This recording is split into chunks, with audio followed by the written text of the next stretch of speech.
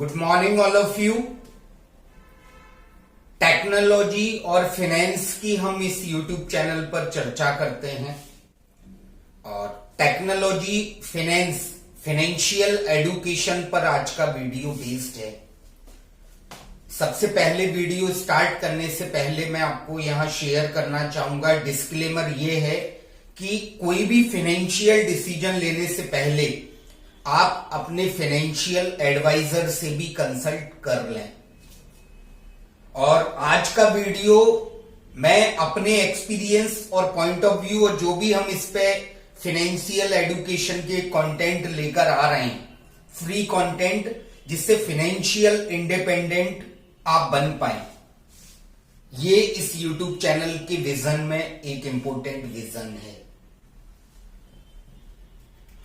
कई बार 22 age group से लेकर 32 एज ग्रुप के बीच में जब आप पास आउट होते हैं, फ्रेशर होते हैं, कैरियर की शुरुआत कर रहे होते हैं, जॉब्स की शुरुआत कर रहे होते हैं, या जो भी आपकी फाइनेंशियल इनकम सोर्सेज के प्लेटफॉर्म हैं, जहां से भी आप इनकम सोर्स तैयार करने का प्लान करते हैं, तो अर्ली स्टेज की यहां मैं बात करूंगा एज 22 से लेकर एज 32 के बीच में हमें किस तरह से फाइनेंशियल प्लानिंग करना चाहिए। ये आज के वीडियो का टॉपिक है। लाइबिलिटीज, दायित्व, एसेट्स, संपत्ति। जी हां, लाइबिलिटीज, दायित्व, एसेट्स, संपत्ति। कई बार हम शुरुआती पीरियड में लाइबिलिटीज को जाने अनजाने में लेने लगते हैं, लाइबिलिटीज में इन्वेस्ट करने लगते हैं, जो शायद फाइनेंशियल फ्रीडम के लिए, एक बड़ा वेल्थ क्रिएशन के लिए अच्छी बात नहीं है, मेरा ऐसा मानना है। जबकि लाइबिलिटीज की जगह अगर आप एसेट्स बनाने पे ध्यान दें तो डेफिनेटली ये आपके लिए एक बहुत बड़ा बेनिफिशियल हो सकता है। कई बार आप जब शुरुआती एज आपकी 22, 23, 24, 25 होती है, तो आप जो सराउंडिंग में जैसा एनवायरनमेंट है, ग्लैमरस लाइफ जीने के लिए हम लाइबिलिटीज को जाने अनजाने में पकड़ने लगते हैं, लाइबिलिटीज क्रिएट करने लगते हैं, जो कि वेल्थ क्रिएशन के लिए शायद पूरी तरह ठीक नहीं है। और इवन मैं ये कहना चाहूंगा कि हमें शुरुआती स्टेज में लाइबिलिटीज की जगह एसेट्स पे ध्यान देना चाहिए। यहां मैं दो काल्पनिक पात्रों की बात करूंगा, एस कुमार और A Kumar. Suppose that S Kumar ने एज 22 की एज में 12 लाख इनके पास कैपिटल है, इन्होंने एक कार में इन्वेस्ट किया। जी हां, एक कार ली, 12 लाख की इन्होंने अगर एक कार ली एज 22 में, तो आप ये देखिए कि यहां पैसा कहां जा रहा है, ये एक लाइबिलिटी है। आप सपोज दैट 2020 में आपने कार ली। अब कार लाइबिलिटीज वो चीजें जो आपकी जेब से पैसा निकालती हैं, शायद ये वेल्थ क्रिएशन के बिल्कुल अपोजिट है, वेल्थ क्रिएशन के लिए सही ट्रैक नहीं है। और एसेट्स वो चीजें जो आपकी जेब में पैसा डालती हैं। सपोज दैट आपने एक कार ली 22 की एज में 12 लाख रुपए इन्वेस्ट करके। अब आप ये देखिए कि 21 में उस कार की कॉस्ट कम हो रही है या ज्यादा हो रही है? डेफिनेटली मुझे लगता है कम हो रही है। 22 में उसकी कॉस्ट कम हो रही है, 23 में उसकी कॉस्ट कम हो रही है, 24, 25, 26, 27, 28, 29 और फाइनली 2030।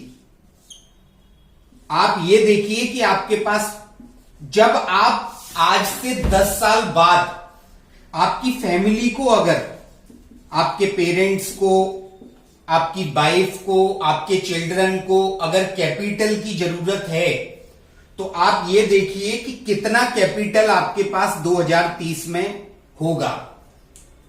मुझे लगता है कि शायद कोई भी कैपिटल आपके पास नहीं होगा, और इवन 12 लाख की अगर कार आपने अगर फाइनेंस करवाई है, फाइनेंस से ली है, तो शायद आप 15-16 लाख रुपए ईएमआई दे चुके होंगे अगर आपने लोन पे कार ली है। और कम से कम मुझे लगता है कि 10 लाख रुपए, 5 या 10 लाख रुपए आप इसकी तमाम गाड़ी की जो कॉस्ट है, कार को मेंटेन करने की, पेट्रोल, ट्रेवलिंग, तमाम सारे एक्सपेंसेस ऐसे हैं जो आप अपने ऊपर बर्डन बढ़ा रहे हैं। तो मेरा ये सजेशन होगा मेरे पॉइंट ऑफ व्यू से कि 22 की एज में आपको कार लेना शायद एक फाइनेंशियल वाइज नहीं है। एक फाइनेंशियल बुद्धिमत्ता, वित्तीय समझदारी में 12 लाख रुपए अगर आपने कार में इन्वेस्ट किया 2020 में, तो आप ये समझिए आने वाले 10 सालों में आपने 25-30 लाख की लाइबिलिटी खड़ी कर दी।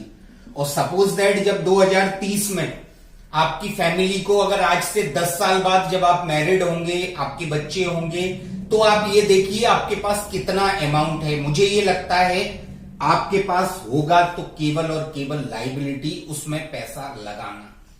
तो आप ये देखिए आपने 12 लाख रुपए की एक कार ली और ओवरऑल आपने यहां 30 लाख रुपए, शायद 25-30 लाख रुपए मिनिमम आपने यहां खर्च कर दिया, केवल आपके सराउंडिंग के एनवायरनमेंट को देखते देखते, जो स्टार्टिंग में अर्ली एज में बुद्धिमानी नहीं है, मेरा ये मानना है। क्योंकि लाइबिलिटीज हमें नहीं बनाना, वो कोई भी चीज हमें नहीं बनानी जो हमारी जेब से पैसा निकाले।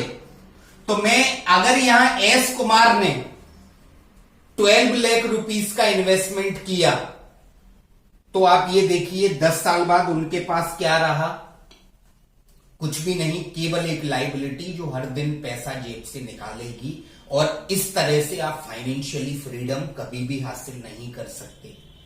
चाहे वो आप कार में इन्वेस्ट करें, गैजेट्स में इन्वेस्ट करें, तो लाइबिलिटी से बचना पड़ेगा। जी हां, अर्ली स्टेज में जब कोई हमें समझाता है अभी हमें कार नहीं लेना चाहिए, हमें समझ में नहीं आती, फाइनेंशियल एडवाइजर से समझ में जाएंगे, फीस लेगा, हम समझने नहीं जाते, हम क्यों फीस दें, हमें लगता है हम ही बहुत बड़े एक्सपर्टीज हैं फाइनेंस के। तो अब मैं यहां बात चलता हूं एसेट्स पे। आप देखिए सपोज दैट 2020 में इन्होंने 12 लाख रुपीस इन्वेस्ट किया, कहां कहां इन्वेस्ट किया वो आप देखिए। ए कुमार ने, इन्होंने 1 लाख 2 लाख रुपए इन्वेस्ट किया किसी ऐप में, एसेट्स है, डेफिनेटली एसेट्स है, जिंदगी भर आपको वहां से आरओआई आएगा, रिटर्न ऑन इन्वेस्टमेंट। आपने इन्वेस्ट किया 2 लाख रुपए किसी यूट्यूब चैनल में, डेफिनेटली आपको जिंदगी भर आरओआई आएगा, रिटर्न ऑन इन्वेस्टमेंट। क्योंकि यूट्यूब चैनल हो सकता है ये आने वाले 10 साल बाद एक 100 करोड़ की इंडस्ट्री भी बन जाए। टेक्नोलॉजी इस तरह से कंपाउंडिंग कर रही है, इस तरह से कंपाउंडिंग ग्रोथ है, जहां जहां artificial intelligence, machine learning, automation, technology, coding, programming, overall technology जहां जहां कनेक्ट हो रही है वहां बहुत ही मल्टीपल ग्रोथ है, कंपाउंडिंग ग्रोथ है। सपोज दैट 2 लाख इन्वेस्ट किया शेयर्स में, डाइवर्सिफिकेशन करना पड़ेगा, किसी एक जगह no single investment, no single investment, diversified investment. जी हां, सिंगल इन्वेस्टमेंट नहीं करना, डाइवर्सिफाइड इन्वेस्टमेंट करना है। 2 लाख रुपए आपने शेयर्स में इन्वेस्ट किया। आप देखिए जब इन्फोसिस और टीसीएस शुरू हुई थी उस समय जिन लोगों ने शेयर्स लिए, आज वो करोड़ों की वैल्यूएशन तक पहुंच गए हैं उनके शेयर्स। और एक बात अगर आपने अभी तक नहीं पढ़ी है तो आप पढ़िए डिविडेंड। जी हां, डिविडेंड एक ऐसी चीज है, जब आप डिविडेंड आपको कंपनीज देती हैं तो इतना बड़ा डिविडेंड आप हासिल कर सकते हैं जो आपको जिंदगी भर एक बड़ी वेल्थ क्रिएट करके देगा। आप ये देखिए, क्या इनमें से कोई भी चीज आपसे पर डे पैसा जेब से निकाल रही है या जेब में पैसा डालेगी? 2 लाख शेयर्स में, सपोज दैट 2 लाख किसी बड़े प्राइवेट लिमिटेड या पब्लिक लिमिटेड स्टार्टअप में, क्योंकि हो सकता है जो उस कंपनी में आज आप 2 लाख इन्वेस्ट कर रहे हैं, कल वो कंपनी 100 करोड़ की बने या 1000 करोड़ की बने, नहीं कहा जा सकता। तो आप ये मानिए कि ये इन्वेस्टमेंट आपका एक बहुत बड़ा इन्वेस्टमेंट होगा, बट आपको फाइनेंशियल एडवाइजर के माइंडसेट से काम करना पड़ेगा, क्योंकि यहां ए कुमार का माइंडसेट एक फाइनेंशियल एडवाइजर को पे करके क्रिएट हुआ माइंडसेट है। 2 लाख किसी प्राइवेट लिमिटेड कंपनी या पब्लिक लिमिटेड कंपनी में इन्वेस्टमेंट हुआ, सपोज दैट आपने वहां 1% या 2% की ओनरशिप आज खरीद ली। आप वारेन बफेट को, जो वर्ल्ड के बेस्ट इन्वेस्टर हैं, वारेन बफे को पढ़ सकते हैं। रॉबर्ट कियोसाकी की कई बुक्स हैं, इवन मैं सजेस्ट भी करना चाहूंगा, रिच डैड पुअर डैड को आप जरूर पढ़ें। इंडिया के मशहूर इन्वेस्टर राकेश झुंझुनवाला को स्टडी करें, क्योंकि किसी भी चीज को, फाइनेंशियल एजुकेशन को भी बिना सोचे समझे अप्लाई कर देना भी गलत है। सीखना बहुत जरूरी है, क्योंकि अर्निंग जितनी ज्यादा जरूरी है उससे कई गुना जरूरी है लर्निंग्स। अब बचा आपका 2 लाख, वो 2 लाख आप म्यूचुअल फंड्स में इन्वेस्ट कर सकते हैं। अब जो 2 लाख आपके पास है और जो 2 लाख है वो भी आप किसी फाइनेंशियल एक्सपर्टीज से, आप कोई अपना ऑनलाइन नया इनिशिएटिव खड़ा कर सकते हैं, अपना खुद का स्टार्टअप खड़ा कर सकते हैं। बल्कि मेरी सलाह यह है कि किसी अपने खुद के स्टार्टअप में इन्वेस्ट करने से अच्छा है किसी बड़े इन्वेस्टमेंट में, किसी बड़ी टीम में, किसी बड़ी ग्रोथ ओरिएंटेड ऑर्गेनाइजेशन में अपना 1 या 2% का स्टेक डाल देना। 2 लाख अभी 2, 4, 6, 8, 10, 12, ये 12 लाख रुपए आपका इन्वेस्टमेंट हो गया। अब आप ये देखिए कि हो सकता है कि कहीं एक जगह या 2 जगह आपको ग्रोथ ना मिले, लेकिन आप ये देखिए कि जब 2030 में आपको अपनी फैमिली, आपके पेरेंट्स, आपकी वाइफ, आपके बच्चों के लिए अगर कैपिटल की जरूरत है, तो आप यकीन मानिए हो सकता है कि यहां आपके पास कम से कम 50 लाख से 1 करोड़ रुपए इन हैंड आपके हाथ में हो।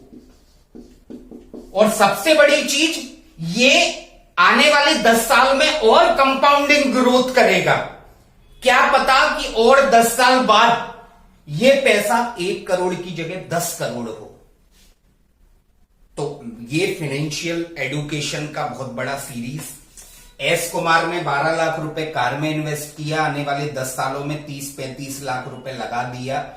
जब भी 2030 में फैमिली को जरूरत है पैसे की, फंड की, कुछ भी नहीं है इनके पास, वहीं एक इनके टाउन के, एक इनके कलीग्स, इनके बेचमेंट मान सकते हैं, ए कुमार ने उस 12 लाख रुपए को डाइवर्सिफाइड इन्वेस्टमेंट में डाला, म्यूचुअल फंड्स में, एप्लीकेशंस के शेयर लेने में, यूट्यूब चैनल में, और प्राइवेट लिमिटेड या पब्लिक लिमिटेड कंपनी में स्टेक्स ऑन करने में, और किसी ऑनलाइन स्टार्टअप को स्टार्ट करने में, या किसी बड़े स्टार्टअप में एक अपनी हिस्सेदारी खरीदने में। और ये देखिए आप यहां 2030 में ये बंदा, इवन मैं कहूंगा फाइनेंशियल फ्रीडम हासिल कर लेगा, इसे जिंदगी भर शायद नौकरी के बारे में भी ना सोचना पड़े। और ये 2030 में इसका इन्वेस्टमेंट हो सकता है 50 लाख या 1 करोड़ बन जाए।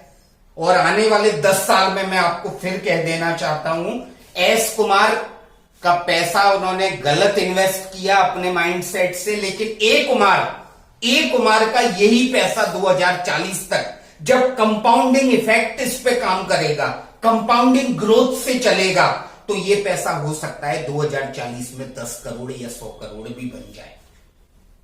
तो फाइनेंशियल एजुकेशन को समझें, फाइनेंशियल लिटरेसी लाएं, फाइनेंशियल एडवाइजर से बात करें। शेयर मार्केट, स्टॉक मार्केट को कई लोग कहते हैं निगेटिव है, ठीक नहीं है, मेरा ये कहना है एक बार उसको रिसर्च करें, समझें, स्टडी करें, क्योंकि दुनिया की हर चीज वॉरेन बफेट ने 10-11 साल में ही बैलेंस शीट को, कंपनी की बैलेंस शीट को स्टडी करना स्टार्ट कर दिया था। और आज वॉरेन बफेट दुनिया का एक जाना माना नाम है, आप यूट्यूब पे देख सकते हैं। तो आई होप आप लोग इस वीडियो को लाइक करेंगे, शेयर करेंगे, कमेंट्स करके बताएंगे और लायबिलिटीज से बचेंगे। आज मुझे एक ये वादा करें, क्योंकि हमें एसेट्स क्रिएट करना होंगे। 2020 ने ये हमें सिखाया भी है कि हमारा एक इनकम सोर्स नहीं, multiple income source, number of income source होना चाहिए। क्योंकि जब एक इनकम सोर्स पे आप डिपेंड होंगे तो शायद उतनी दूर तक नहीं जा पाएंगे, और नंबर ऑफ इनकम सोर्सेज आपके पास होंगे तो आप एक पॉजिटिव फीलिंग ला पाएंगे और जल्द से जल्द फाइनेंशियल फ्रीडम ला पाएंगे। बाकी आप लोग अपने फाइनेंशियल एडवाइजर से कंसल्ट करें। मेरा व्यू ये है कि लायबिलिटीज से हमें बहुत दूर रहना चाहिए, ग्लैमरस वर्ल्ड को नहीं देखना चाहिए, हमें एसेट्स क्रिएट करना चाहिए जो जिंदगी भर हमें पैसा दें। चैनल को सब्सक्राइब करें, वीडियो को लाइक करना ना भूलें। Thank you so much.